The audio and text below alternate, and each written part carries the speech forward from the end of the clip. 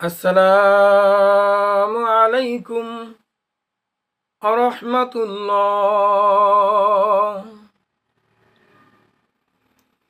আলহামদুলিল্লাহ আলহামদুলিল্লাহি রাব্বিল আলামিন। সকল প্রশংসা মহান আল্লাহ তাআলার জন্য, যিনি আমাকে এত নিয়ামত রাজি দান করেছেন, যে নিয়ামতের শুকরিয়া আদায় করে কোনো বান্দা বান্দির পক্ষে সম্ভব নয়। এত নিয়ামত রাজি আল্লাহ রাব্বুল আলামিন আপনাকে আমাকে দান করেছেন। এই নিয়ামতের শুকরিয়া আমি কেন? পৃথিবীর বুকে এমন কোনো মাখলুক পয়দা হয় নাই যে আল্লাহ রাব্বুল আলামিনের নিয়ামতের শুকরিয়া আদায় করে সে শেষ করতে পারবে। এত নিয়ামত রাজি আল্লাহ রাব্বুল আলামিন দান করেছে।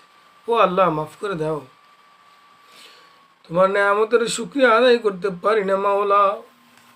তুমি এত নিয়ামত রাজি দান করেছ। ও আল্লাহ, ও আমার মাওলা, ও আমার মাওলা, ও আমার মাওলা, মাফ করে দাও।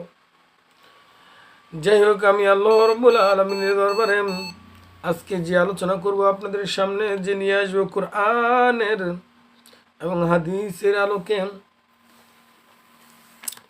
যাকাত সম্পর্কে কিছু কথা বলবো। যাকাত ইসলামের 5টি রকুনের ভিতরে একটি রকুন হলো যাকাত। একটি রকুন হলো কি? যাকাত। আল্লাহ রাব্বুল আলামিন অর্ডার করেছেন, সালাত আদায় করো, সালাত কায়েম করো, সালাত নিজে পড়ো। কি পন্থায় পড়তে হবে? জামাতে না একলা একা একা? আর একা একা পড়লে বিধান কি? আর মাসবুকের সালাতের বিধান কি? তাহাজ্জুদের সালাতের বিধান কি? 5 ওয়াক্ত সালাতের বিধান কি? সালাতে দাঁড়ানোর সময় কি কি আদায় করতে হবে? এই রকমের অসংখ্য জিনিস থেকে যায়। ও আমার পানের ভাইয়েরা, ভালোভাবে শুনে নেন। যাকাত আল্লাহ রাব্বুল আলামিন 5টা অর্ডার করেছেন। 1 নম্বরে সালাতের অর্ডার করেছেন, নামাজ, রোজা, হজ, যাকাত। যাকাত কিন্তু যাকাতের যতগুলো আয়াত রয়েছে, যাকাতের যতগুলো ব্যাখ্যা রয়েছে, এখন মনে করেন আমরা মনে করে থাকি যে ধনীদের উপর যাকাত ফরজ, গরিবদের উপর ফরজ নয়। গরিবদের উপর এটা ফরজ নয়, আমরা এটা মনে করে থাকি। আসলে মনে রাখেন, ধনী এবং গরিব যেই হন না কেন, যাকাত কিন্তু আপনাদের উপর সকলের উপর ফরজ। এখন বলতে পারেন, সারা জীবন উলামায়ে কেরামগণ বলে আসতো যে শুধু ধনীদের উপর যাকাত ফরজ, গরিবদের উপর যাকাত ফরজ নয়। যাকাত ফরজ নয়, কিন্তু যাকাত তো আপনি নিতে পারবেন। সুতরাং যে সুদ খায় এবং সুদ দেয় সম অধিকার হয়। সুতরাং আপনি যদি যাকাত নাই নেন, ফেতরা নাই দেন, আপনি কেন? আপনার জানের যে যাকাত আছে, আপনার মালের যে যাকাত, আপনার উপর যারা গরিব মানুষ রয়েছেন, যারা দরিদ্র মানুষ রয়েছেন, আমি সুদের কথাটা উদাহরণ দিয়েছি, তাতে কেউ কিছু মনে করবেন না, কারণ সুদ তো আল্লাহ রাব্বুল আলামিন ঘৃণা করেছেন। সুদ এত নিকৃষ্টতম একটি গুনাহের কাজ, এত নিকৃষ্টতম। আল্লাহ রাব্বুল আলামিন বলেছেন যে সুদ খাইল, অথবা সুদ দিল, অথবা সুদের সাক্ষী দিল, অথবা সুদের লিপিবদ্ধ করলো, তারা সকলেই সমান অধিকার। তারা সকলেই সমান অধিকার, তাদের সকলের সমান শাস্তি হবে, কোনো কারো কম হবে না। সেজন্য আমার পানের ভাইরা, ভালোভাবে শুনে নেন, সুদের কেউ সাক্ষী দিতে যাইয়েন না, সুদের সাথে কেউ উঠা বসা করিয়েন না। আল্লাহ রাব্বুল আলামিন নিজে ওই সুদওয়ালা ব্যক্তির সম্পর্কে কি বলেছেন জানেন? আমি আল্লাহ যে সুদ খাইলো, তার সাথে আমি আল্লাহ যুদ্ধ ঘোষণা করলাম। একটা কথা বলি, যুদ্ধ ঘোষণা করলেন, তার মানে কি আপনারা বুঝেন? কে যুদ্ধ ঘোষণা করেছেন? আল্লাহ রাব্বুল আলামিন। উদাহরণস্বরূপ কথা একটি বলতেই হয়, বর্তমানে সিরিয়ার যে যুদ্ধ চলতেছে, আমরা তো শান্তিতে কোমায় আছি, আমরা তো শান্তিতে পড়ে আছি। আজকে কত সুন্দরভাবে বাংলাদেশের ভিতরে চলাফেরা করা যাচ্ছে। এই যে আজকে বসে কত সুন্দর মজলিসে দিনই কথা বলতেছি, কিছুক্ষণ পূর্বে আপনি কত খাবার খেয়ে আসছেন না খাবার খেয়ে? কিন্তু সিরিয়ার মানুষরা এক বেলা খেলে দুবেলা খেতে পারে না। আর রান্না কি জিনিস তারা তো বসাইতেই পারে না। খাবার কি জিনিস তারা তো বলতে গেলে চোখেই দেখে না। সুতরাং আমি বলবো, যে কথাটা সিরিয়ার মানুষ যে তুরস্কের সাথে যে যুদ্ধ লেগেছে অথবা যেই দেশের সাথে লেগেছে, এটা কিন্তু কিয়ামতের একটি বড় আলামত। ও আমার ভাইয়েরা, সাবধান হয়ে যান। যারা গুনাহ করতেছেন, যারা জিনা করতেছেন, যারা ব্যভিচার করতেছেন, যারা জুলুম করতেছেন, যারা অত্যাচার করতেছেন, যারা ন্যায় বিচার করেন না, যারা হক কথা বলেন না, যারা নাকি গদির লালসার জন্য, সম্মানের লালসার জন্য মসজিদের সভাপতি হন, সেক্রেটারি হন, ক্যাশিয়ার হন, ছেড়ে দেন আপনার সভাপতি। এই সভাপতি আপনাকে কিয়ামতের দিন হাসরের ময়দানে জাহান্নামের দিকে নিবে। যদি আপনার গদির লালসার জন্য, সম্পদের লালসার জন্য, দুনিয়ার তাকাদের জন্য, দুনিয়ার কোনো সম্মানের জন্য আপনি এই ধরনের পদ বা গদি নিয়ে টানাটানি করেন, তাহলে কিন্তু আপনি হাসরের ময়দানে এর জন্য জাহান্নামী হবেন। হ্যাঁ, যদি আপনি মসজিদ, মাদ্রাসার, ইসলামিক যত প্রতিষ্ঠান রয়েছে, সামাজিক যত প্রতিষ্ঠান রয়েছে, যদি একমাত্র উদ্দেশ্য থাকে আমার আল্লাহকে রাজি খুশি করার জন্য, ইসলামকে প্রতিষ্ঠিত করার জন্য, তাহলে আপনার এই পদই আপনাকে জান্নাত নিতে সহায়তা করবে। প্রত্যেকটা জিনিসের দুটো দিক থাকে, একটা ভালো দিক আর একটা মন্দ দিক। একটা কথা শুনে নেন, ধরুন জামাই কোনোদিন নামাজ পড়ে না এমন মেয়েরে, বা ধরুন শ্বশুরে কোনোদিন নামাজ পড়ে না, জামাইয়ের কথা বললাম না, শ্বশুর কোনোদিন নামাজ পড়ে না। এখন মেয়ের জামাই যে আছে সে নামাজ পড়ে, একজন আলেম। এখন যখন ফার্স্ট টাইম শ্বশুর বাড়িতে গেল, যাওয়ার পর এখন ঘটনাক্রমে শ্বশুর এবং জামাই একই বিছানায় ঘুমাইতে হইল। ঘটনাক্রমে, যে কোনো একটা ঘটনাক্রমে একই বিছানায় ঘুমাইতে হইল। এখন জামাই যদি নামাজে চলে যায়, বলে আব্বা আপনি কি নামাজে যাবেন না? আব্বা বলবে হ্যাঁ যাবো। এখন কথা হলো, আপনার আব্বাই কোন দিকটা পশ্চিম, কোন দিকটা পূর্ব তাই জানে না। ধরুন জানে, কিন্তু নামাজ পড়ে না।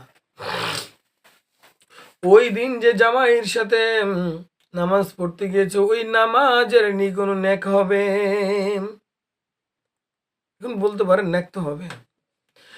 নামাজ পড়তে যাইয়া যতগুলো হরফ উচ্চারণ করেছেন, আর যদি জামাতে নামাজ পড়ে থাকে, যদি ইমামের নামাজ হয়ে থাকে, তাহলে সকলের নামাজ হয়ে যাবে। কিন্তু কথা হলো এই, ওই যে লোক দেখানো নামাজ, না পড়লে শরম, না পড়লে শরম, আজকে যেতে হবে, সেজন্য গেল। ও আমার পানের বাইরা, এইরকম অসংখ্য আমল আমরা করে থাকি। এসব আমল পরিত্যক্ত করেন, এসব আমল আমরা পরিত্যক্ত করেন। যাই হোক, আজকের যে আলোচনা, সে আলোচনাই করতে এখনো শুরুই করতে পারলাম না। আর যদি শুরু করি কতক্ষণ লাগবে বলুন তো?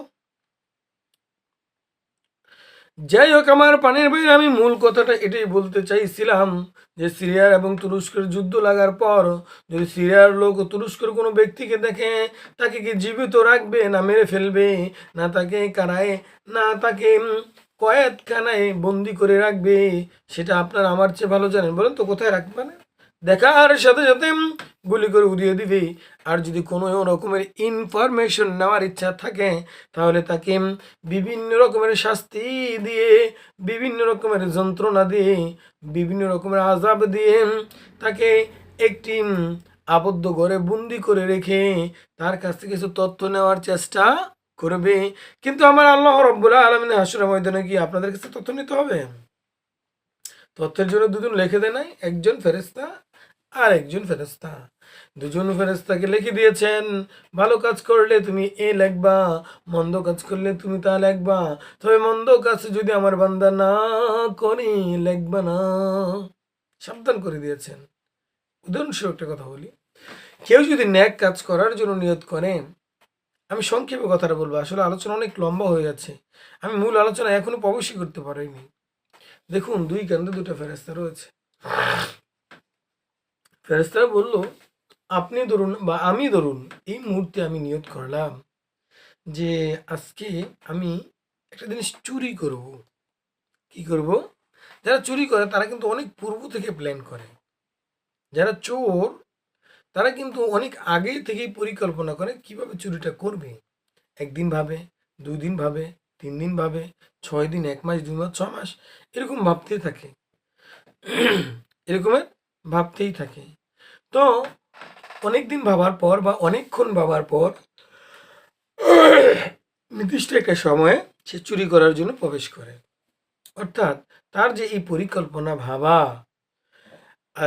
এই যে ভেবেছে যে চুরি করবে প্রতিদিন প্রতিদিন, তখন সাবধান বলেন, ও আল্লাহ, তোমার এই বান্দা তো চুরি করার জন্য নিয়ত করে ফেলেছে, লিখে দিব নাকি? আল্লাহ রাব্বুল আলামিন বলেন, এই সাবধান, লিখবি না। বান্দাকে আল্লাহ কত কত ভালোবাসেন। এই সাবধানে লিখবি না।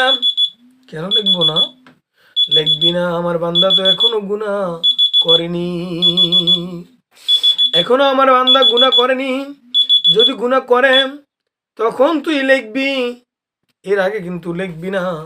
আর যদি আমার কোনো বান্দা নিয়ত করে যে আমি আগামীকাল রোজা রাখবো, আগামীকাল আমি এই আবাদতটা করব, বা ফজরের পর আমি কোরআনুল কারীম তেলাওয়াত করব রেগুলার, বা আমি আগামীকাল রোজা রাখবো, বা আমি দীর্ঘদিন পর্যন্ত এইভাবে রোজা রাখবো, এই রকমের চিন্তা ভাবনা করে আমার আল্লাহ বলে, আমার এই বান্দার এই নেকটা তুই লিখে দে নিয়তের কারণে। ইন্নামাল আমাল ইন্নামাল আমালি বিন্নিয়াত, যে আমি আমার বান্দার সকল আবাদত বন্দেগী তার নিয়তের উপর নির্ভরশীল করে থাকি। এই জন্য গদির লালসার জন্য, পদের লালসার জন্য, সম্পদের লালসার জন্য, সমাজে ফ্যাসিলিটি আপডেট হওয়ার জন্য, সমাজ আমাকে ভালো বলবে, কি বলবে, সমাজে ফ্যাসিলিটি আপডেট হওয়ার জন্য, সমাজে ফ্যাসিলিটি আপডেট হওয়ার জন্য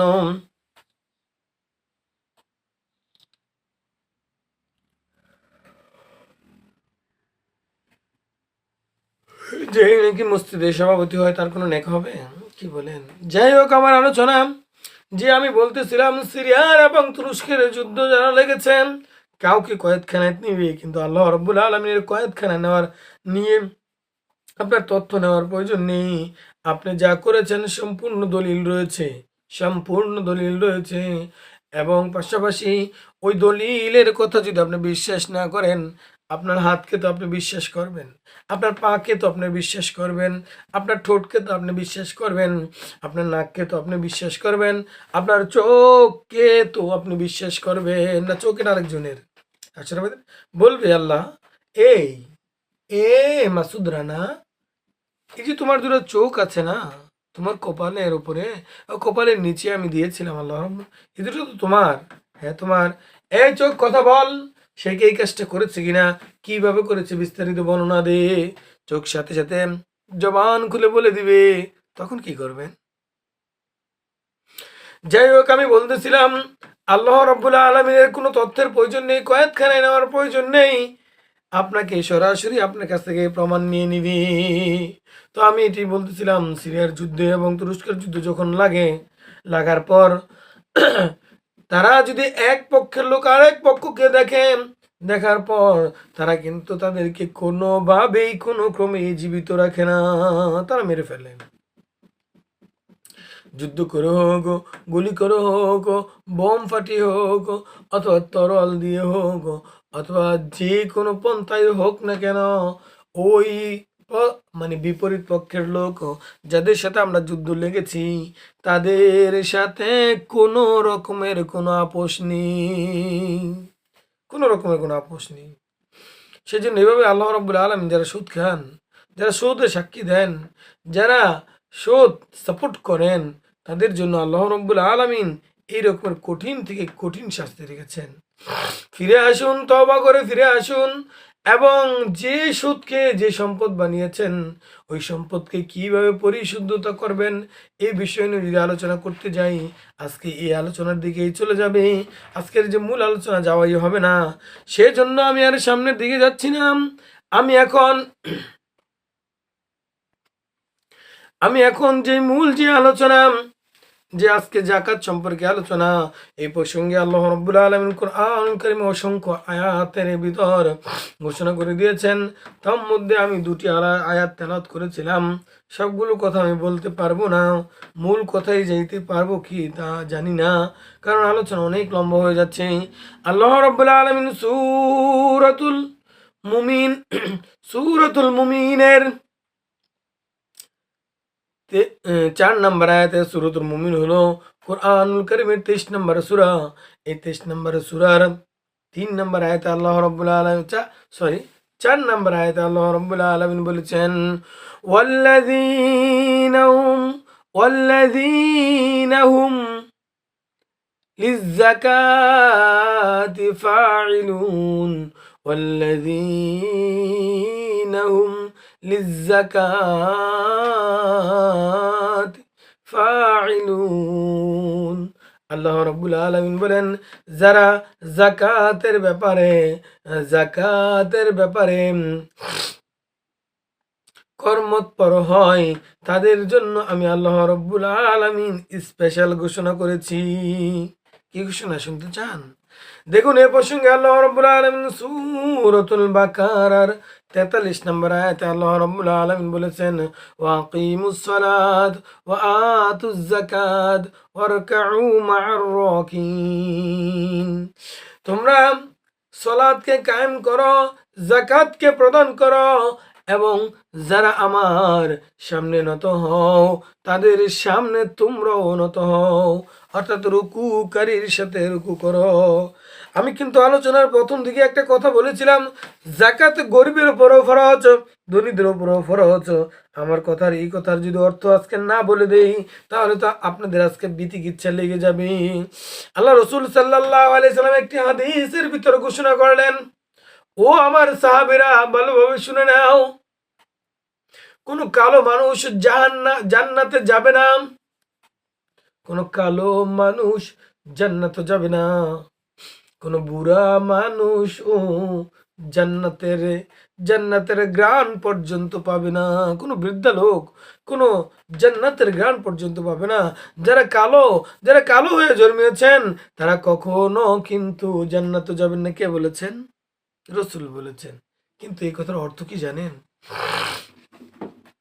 এখানে যে আল্লাহ রাব্বুল আলামিন আমাদেরকে,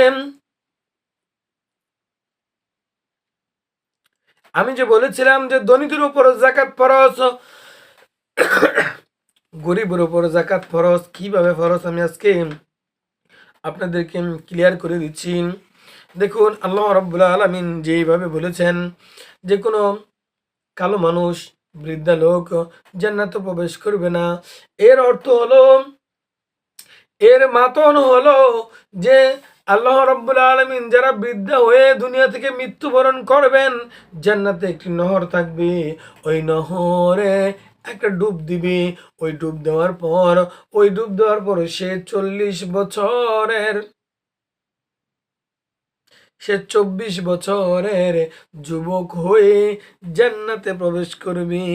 যারা কালো থাকবে তাদের জন্য একটি নহর থাকবে, তারা ডুব দিবে, ডুব দেওয়ার পর পরীর চাইতেও অনেক উজ্জ্বল সুন্দর হয়ে জান্নাতে সে প্রবেশ করবে। এই কথার অর্থ বুঝতে পেরেছেন? তারা জান্নাতে যাবে না, কালো লোকও যাবে না, বৃদ্ধ লোকও যাবে না, জান্নাতে সবাই যুবক থাকবে, যুবক এবং যুবতী থাকবে। এখানে কোনো বৃদ্ধা লোকের আশ্রয় নেই। ওই বৃদ্ধা কেউ, যারা এখন বৃদ্ধ হয়ে গেছেন, আফসোস করার কোনো কারণ নেই। জান্নাত যুবক হয়েই জান্নাতে প্রবেশ করাবে আল্লাহ রাব্বুল আলামিন। এই হলো কথা। যারা নাকি আপনার যাকাত ধনীদের উপর ফরজ, গরিবদের উপর ফরজ, কিভাবে ফরজ এই কথাটা জানতে হবে। যারা গরিব রয়েছেন, দরিদ্র রয়েছেন, তাদের জানের জন্য যে সাদকা দান করেন, ফেতরা দান করেন, ওই ফেতরাটাই হলো আপনার জানের জন্য যাকাত। আপনি গরিব মানুষ রয়েছেন, যাকাত আপনার উপর প্রকৃতপক্ষে সম্পদের দিক দিয়ে ফরজ নয়, কিন্তু আপনি ফসল চাষ করেছেন, কি করেছেন, অথবা ফসল চাষ করেননি, অথবা গরু ছাগল ভেড়া ইত্যাদি লালন পালন করেন। যদি আপনার 40টা ভেড়া থাকেন, 40টা গাভী থাকেন, তা থেকে একটা গাভী আপনাকে দান করে ফেলতে হবে যাকাত হিসাবে।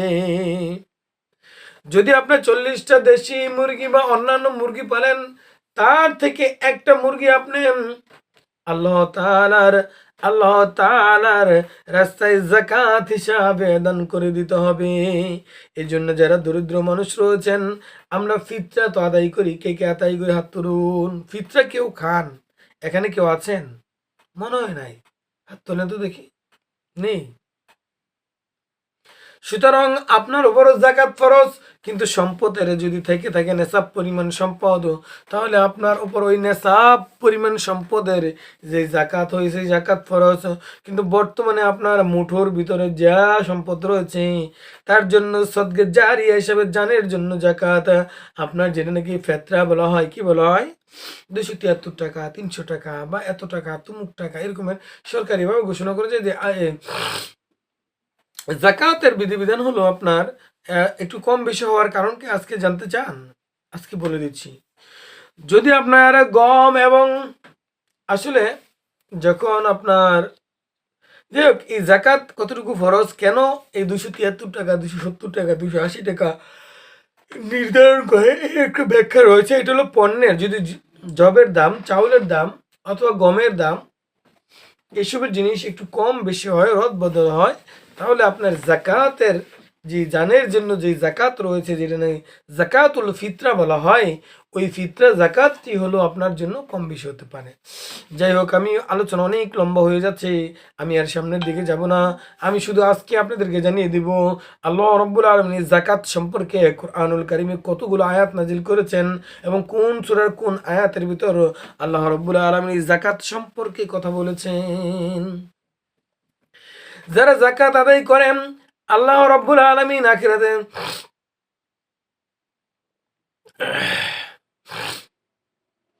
যারা বর্তমানে দুনিয়ার বুকে যাকাত আদায় করে না, তারাই কিন্তু আখিরাতে এটাকে অস্বীকার করবে, বলবে আমরা যাকাত দিয়েছিলাম তো মাওলা। এটা বলবে। দেখুন, এবার আসুন কোরআনুল কারীমে সরাসরি যে আয়াতগুলো আল্লাহ রাব্বুল আলামিন বলে দিয়েছেন, যে সূরাতুল হামিম সাজদা, একটা সূরা রয়েছে সূরাতুল হামিম সাজদা। এই সূরাতুল হামিম সাজদার সাজদাটি হলো সূরাতুল হামিম সাজদাটি হলো কুরআনুল কারীমের 41 নম্বর সূরা। এই 41 নম্বর সূরার 7 নম্বর আয়াতে আল্লাহ রাব্বুল আলামিন বলে দিয়েছেন, কি বলেছেন, আল্লাযী লা ইয়াউ। এই আয়াতের ভিতরে আল্লাহ রাব্বুল আলামিন স্পেশাল করে যাকাত সম্পর্কে একটু কথা বলেছেন। যাই হোক, যেমন আল্লাহ রাব্বুল আলামিন এছাড়া সূরাতুল বাকারার অসংখ্য আয়াতের ভিতর আল্লাহ রাব্বুল আলামিন, আলোচনা লম্বা হয়ে যাচ্ছে, সেই জন্য আমি ওদিকে যাচ্ছি না।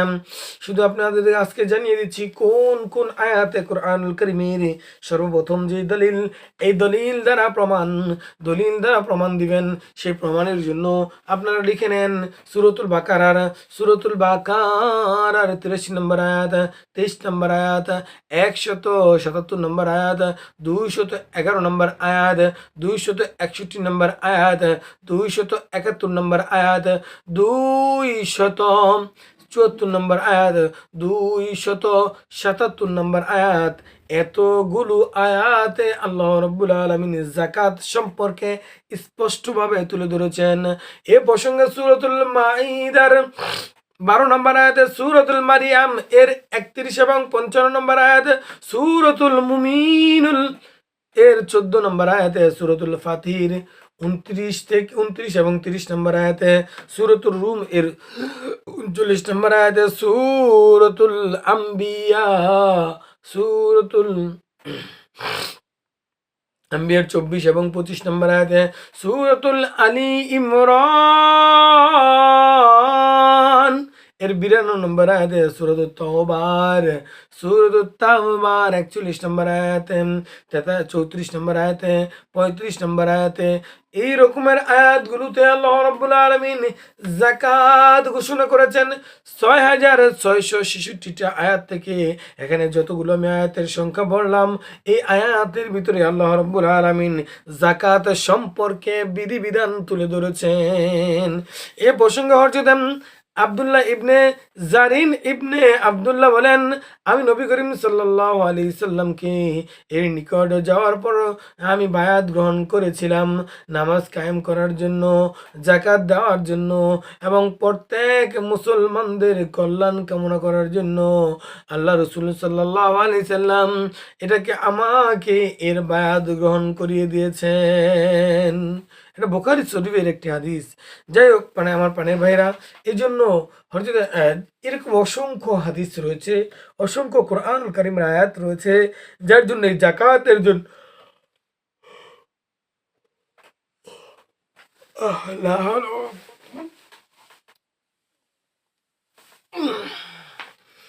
এই যাকাতের বিধিবিধান সম্পর্কে তুলে ধরেছেন। সকলের ইহলৌকিক সকল ধরনের মঙ্গল এবং পরলৌকিক সকল ধরনের মঙ্গল কামনা করেই আমি আজকের এই আলোচনা থেকে বিদায় নিচ্ছি। আসসালামু আলাইকুম ওয়া রাহমাতুল্লাহি ওয়া বারাকাতুহু।